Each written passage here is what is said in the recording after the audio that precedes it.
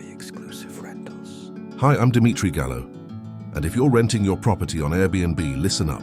Here are 3 common mistakes that might be costing you bookings, good reviews, and repeat guests.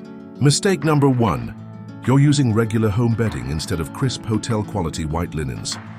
Guests notice this immediately. It feels less clean, less professional, and honestly less comfortable.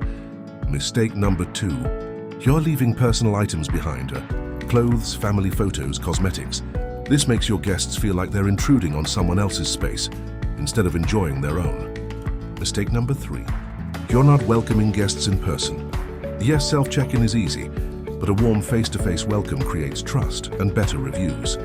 These might seem small, but they make a big difference. Fix these and watch your Airbnb stand out from the crowd.